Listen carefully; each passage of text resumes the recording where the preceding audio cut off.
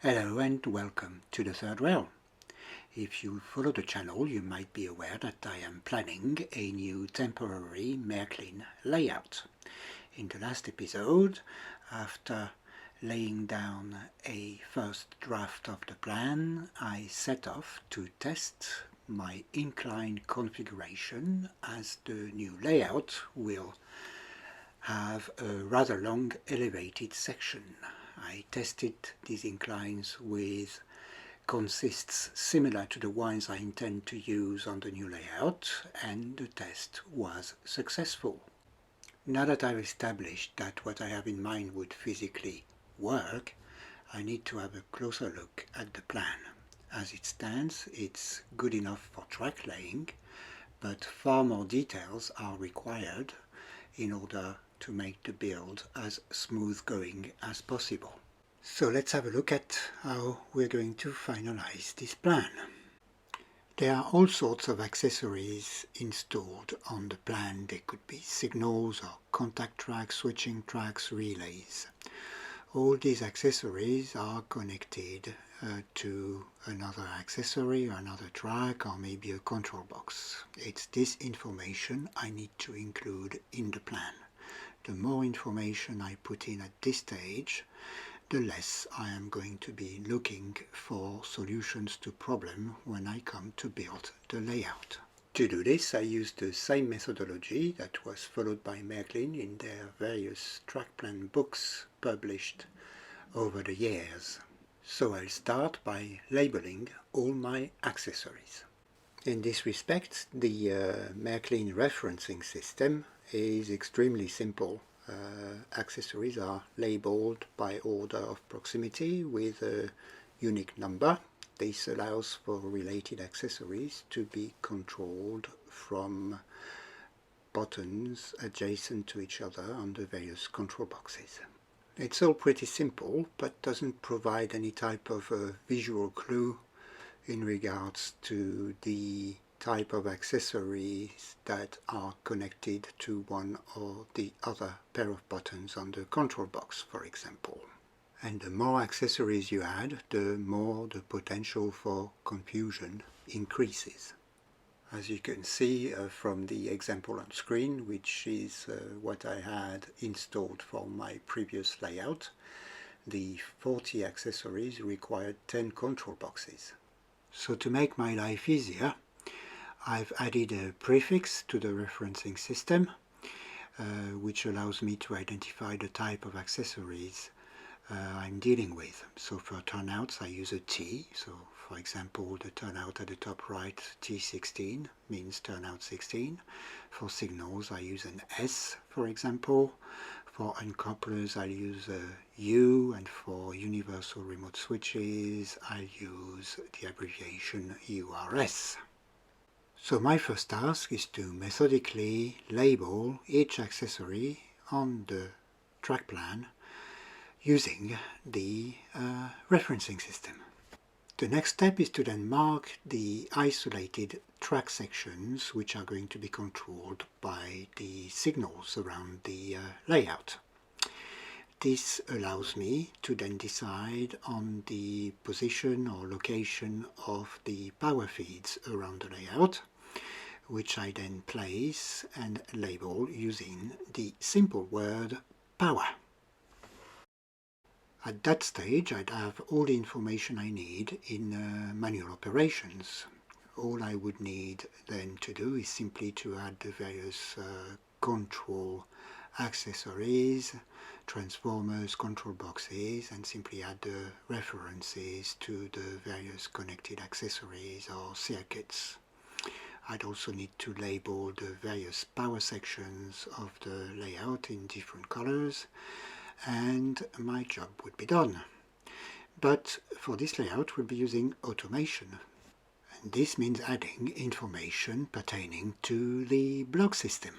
So the automated block system works using a series of special tracks which are placed strategically around the layout and will trigger a change of aspect or position for connected accessories such as turnouts or signals.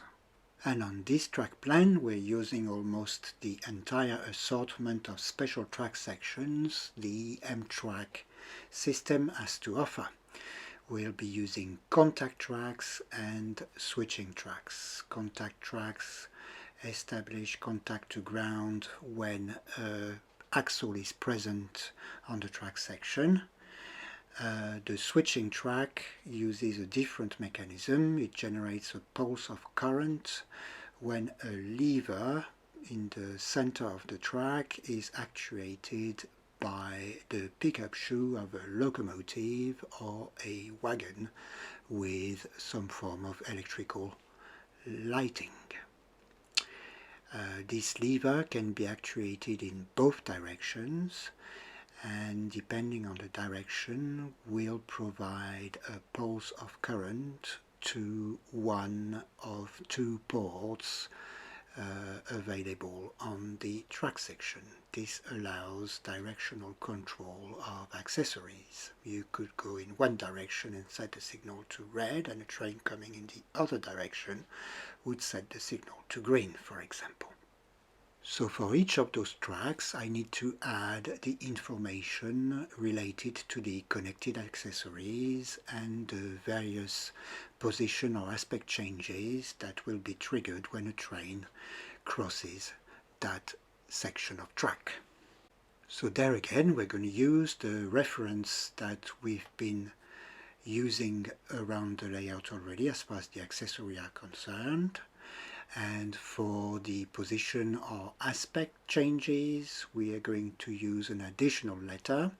So in the case of a turnout, when the turnout is round we'll use the letter R, when it's straight the letter S, and for signals, signal in red aspect will be a little R and green a little G.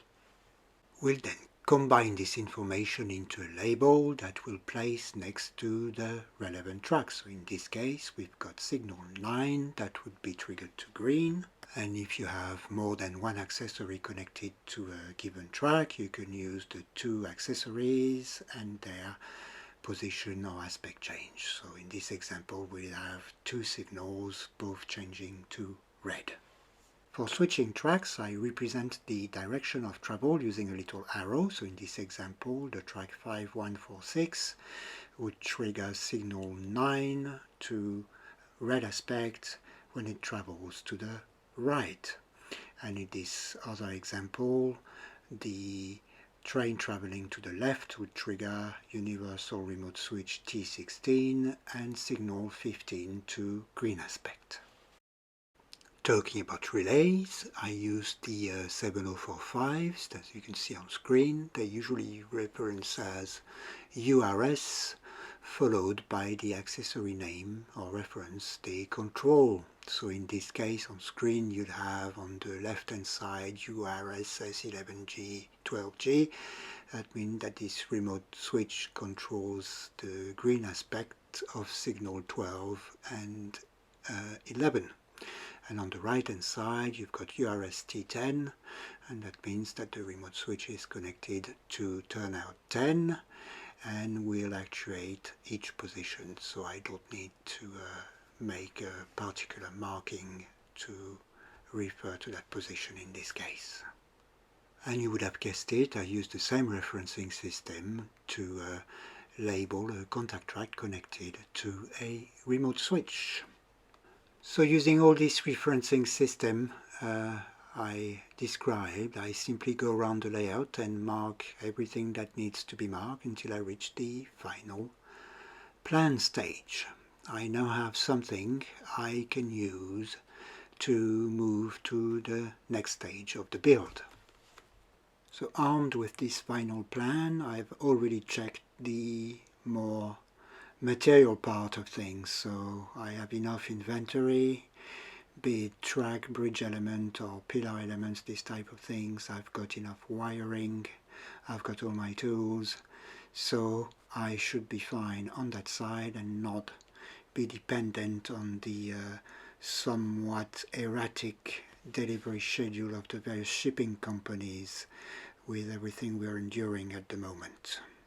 So all that's left to do for me is to calculate how much each building task is going to take and make myself a little schedule, and then I'll be able to start with the build. But that will be the topic of the next episode. In the meantime, if you want to have a closer look at the track plan, if you're a RailModeller Pro user, you can access it via the community layout section of the software. The plan is also accessible via the Train Layouts app on iOS, and a picture file has been uploaded to a Google Drive. I've put all the details about the name of the plan and the location in the description of the video. So I'd like to thank you very much for watching. It's very much appreciated. I'd also like to thank the recent subscribers to the channel. It's very nice to see that some people are interested in what I produce, and so much so that they subscribe and click the little notification bell to be notified of future uploads on the channel. Thanks very much again, it's very rewarding and very much appreciated. But for now, bye and see you next time.